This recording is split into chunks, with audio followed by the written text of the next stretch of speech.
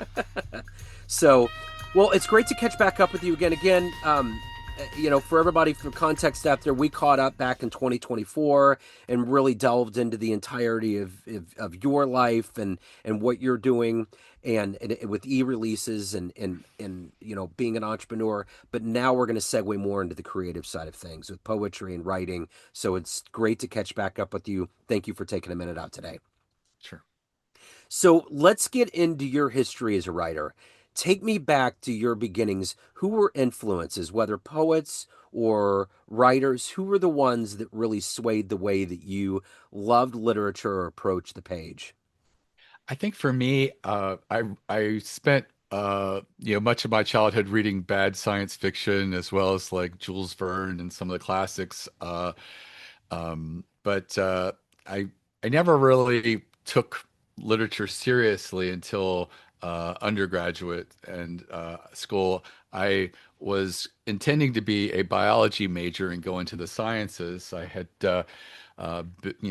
been all about that in high school, and then when I got in college. I had taken a big lecture class and had turned in an essay, and the teacher took me aside and said, "Hey, I think you have what it takes, but your writing's not good." She goes, maybe hold off on taking any more classes with sciences where you have to write until you get the writing solved. And so I took a bunch of English courses and writing classes and threw myself in. And I found that I really loved it. I really loved learning how to write properly. I learned how to express myself and learned about the different modes of writing and technical writing and then taking literature, and I hadn't really read classics. I read these classic children's literature books in college. I didn't really read them growing up as a kid. And so I just fell in love with it. And before it was over, I was kind of done with the sciences. I wanted to, take a lot more literature classes. I wanted to really work on my writing. And after I finished my undergraduate degree, I had applied for MFA programs in creative writing, and I really wanted to commit to that. I didn't have any delusions that you can live off creative writing, in particular poetry, but I wanted to just explore it and take it to as far as I could. And I finished that degree, and I knew I didn't like teaching because I had a TA where I taught in graduate school, and I was just too shy for it. I didn't enjoy it. It bummed me out when students weren't engaged with the material, and I feared it was going to make me lose my love for the literature. So I was just like, I think, this is a passion. I don't think, going into it vocationally is going to work. And so I at first thought I would just wait tables full time because I'd done that part time through undergraduate and graduate school. And after I got my MFA, I spent that summer working full time as a waiter. And I realized it's different working 20 to 30 hours a week doing that to working 50 to 60 hours a week doing that. And that's kind of what it's like when you say you're going to be full time as a waiter, because there's a lot of hours of just sitting around in between shifts and rolling silverware at $3 an hour. And so I had decided that I needed a real job, and so I applied and got hired at a telecom research startup. And uh, I was employee number three. I had writing in a background, and they encouraged me to write press releases, and that set off that whole vocational thing where I went into the business world with press releases and focused on that for now it's been 26 years. But I sort of just put poetry aside until about 7 years ago. And I had a little more breathing room with my business, had hired people, and I was like, I want to go back to my love. And I, really caught up on a lot of writing, and I started writing myself. And I started, writing poems that I feel like I could put together into a book. And so I finally sent that out, and it just got published. It's called Worth Burning. Yeah. And it's a book about basically my life, which is, growing up, dealing with the loss of my father at an early age, which sort of made my mother become a violent alcoholic. And I was a closeted gay person in rural North Carolina. And I then went to college, and AIDS was a thing, and I just sort of decided I don't think I want to be gay in a world where I see it potentially costing people their lives. And so I remained closeted. I had a asexual best friend in graduate school who knew my journey, and me and her said, we're just going to go through life together. And she decided at some point she wanted to have kids, and I said I'm game. And with some help of the medical establishment, we had a couple of kids. And I guess about 10 years ago, I guess it was probably a little bit longer, about 14 years ago, she said, AIDS isn't what it used to be. There's people living full lives with it, and I think that you should go out and find someone. And so I went out and found my partner, and we're all this weird, crazy family together. And that's what the book is about. And Yeah. and dealing with the loss of my father, the abuse at the hands of my mother, growing up closeted. Choosing to remain closeted because of the fear of AIDS. I had an uncle who was gay, and he didn't die of it, but everybody he knew died of it. He Yeah. inherited homes and trailers and cars from so many of his friends and past lovers and people because they had no one else. Most of the people in the South believed that AIDS was God's justice, and these people were thrown out by their families, and his he's still dealing with the grief today of what that created. And I knew that I didn't want that. And so I it was a very strange journey for someone, but it's mine. And I felt it was an interesting journey, and I felt like the poems that I wrote through this, in a way, were healing towards me. Going through this childhood and fearing, uh, fearing love and fearing touch and all of that. Wow, that's incredible. I just saw a clip today. You remember that kid Ryan White that Elton John was friends with? That was Yes. one of the most heartbreaking things in the world. He had a blood transfusion when he was a baby, got totally ostracized.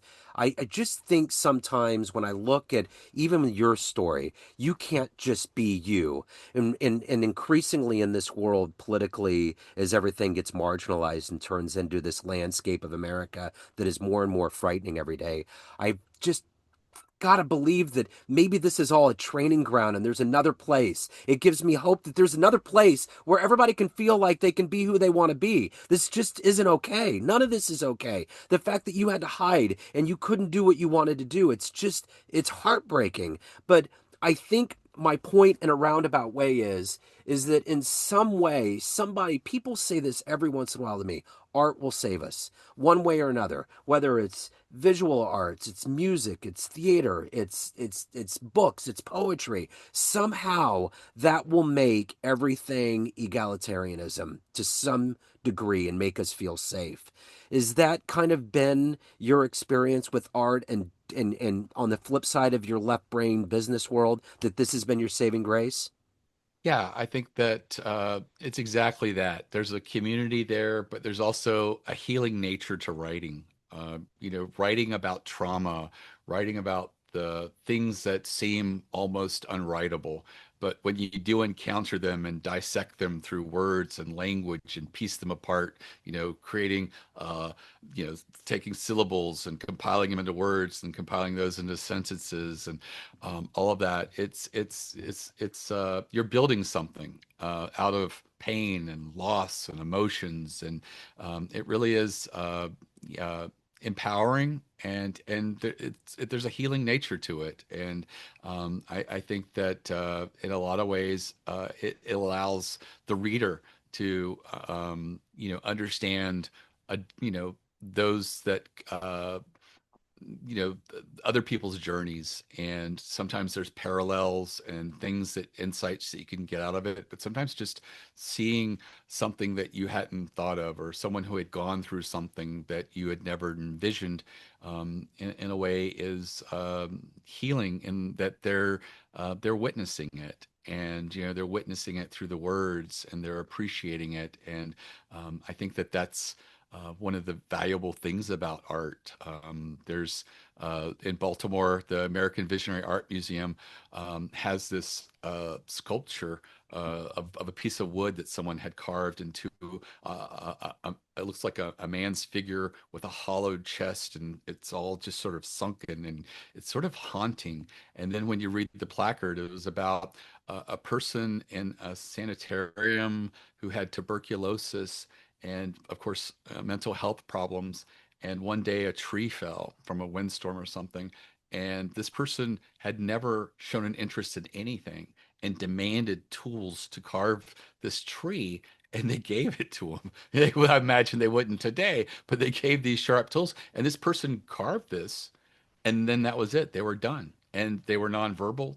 They never spoke before, never spoke after, but they had carved this. And when you see this piece and you see it in the context of this person, uh, in a way, I feel like they were representing themselves and putting themselves out there physically in a real way that will carry on. And that's the beauty of art. It's not just always the piece that's there, but the story behind it and what the artist, the process by which the artist wrote and shared and what they chose to put in there and what they chose to leave out. So I would love to hear you recite something from Worth Burning, but as you think about the one that you, if that's okay, the one that you would like to do, I want to ask you this. Your story is kind of parallel to certain degrees to mine with your beginnings of writing.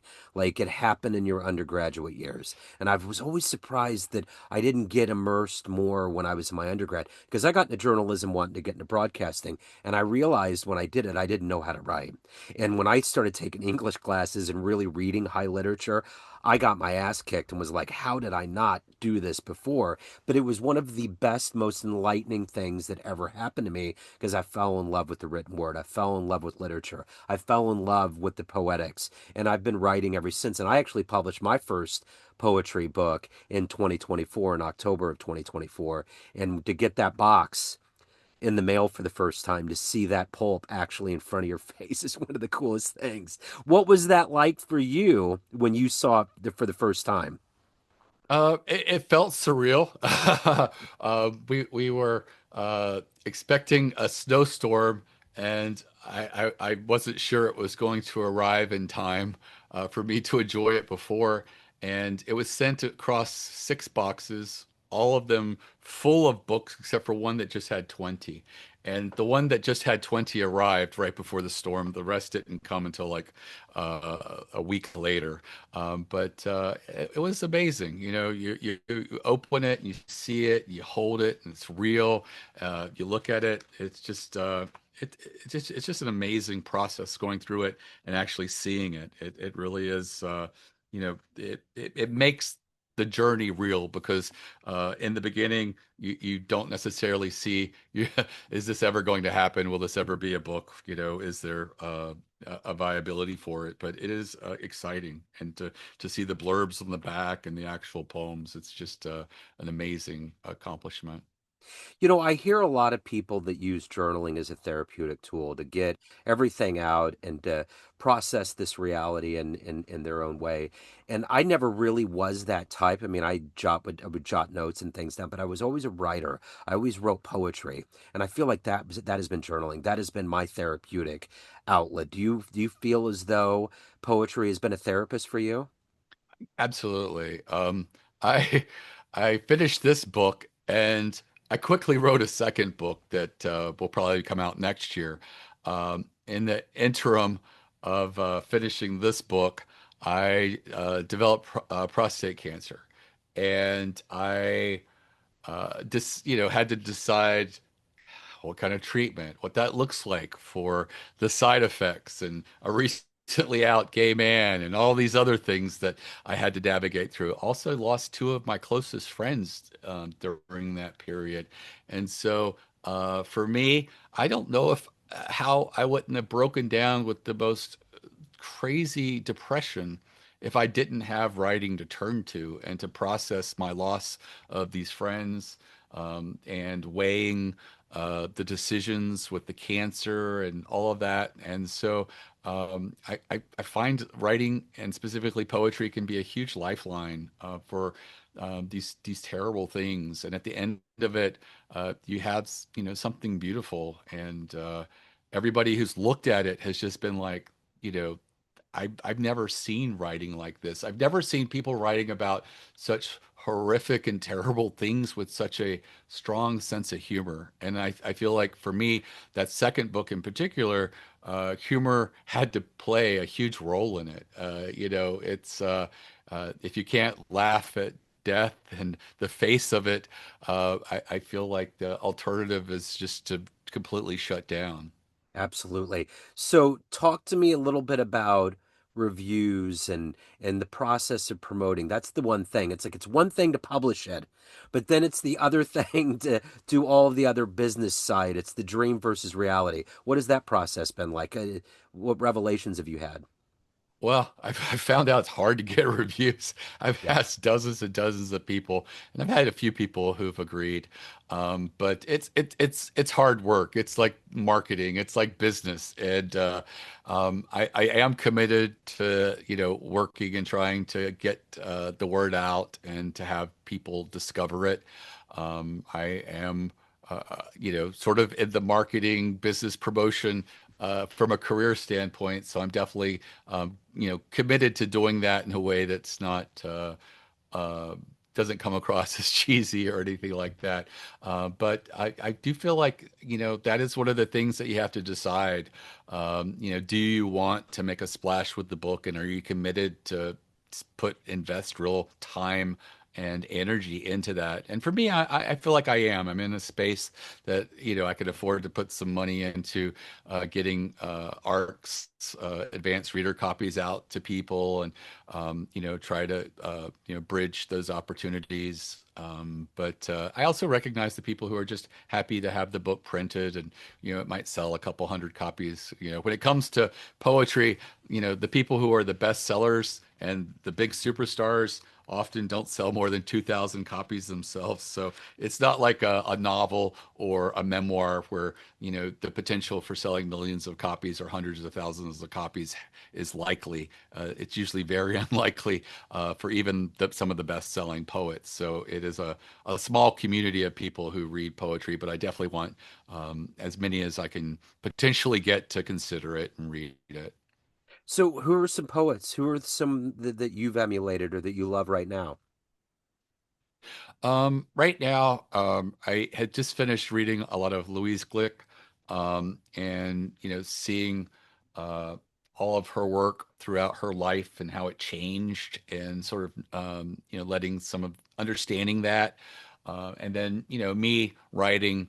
I've completed two books, one published, two full-size books, one published and one on its way. And it's like, what's my next book going to look like?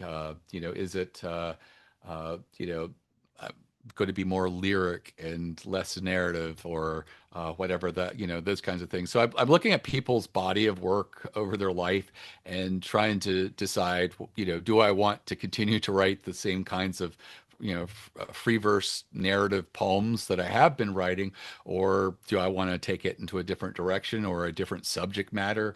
I kind of feel like I was fortunate in a way that I was able to write about the cancer and the loss of my two closest friends. So the second book just came very quickly. But I am sort of thinking, what's my next book going to look like? I have written a lot of lyric stuff in the past, and I, I I have been thinking about maybe putting something like that together, but would that be seen as disappointing to people who are fans of the first two books? So that's a question as well I'd have to raise. Do you have a poem that you wouldn't mind reciting? Sure. Yeah, this one's about my mother, who's uh, I guess a declawed version of herself, that she yeah, than the abusive woman alcoholic that I had as a kid. She's of course not an alcoholic anymore, and she's old and frail. And the title of this one is Smithfield Valley. Pasta Pete's, weak jazz spilling from tinny speakers. In the shadows out front, two cigarettes glow orange. Second-class citizens, Mom says. She's not smoking these days, though I still find butts in aluminum foil tucked in a potted plant on her patio. After dinner, we drive to a hill. She leans on me as we walk to an overlook, sun setting, a rash of red and pink like the clay in the ditch behind her shed. From here, our town looks our town looks just as small as it feels. The houses are blocks a kid could hold or throw. This view, she says, deserves a cigarette, rustling through her purse. I know, they're killing her. I almost wish they weren't. Wow, that's great, man. That's painting it. Um, I was just thinking when I was asking you about poets, do you read Billy Collins? I have read Billy Collins, yes. So he's one of those guys where I feel like when I read him, I'm running really, really hard and I have to slow down because I gotta breathe. It's like, wow, it's crazy.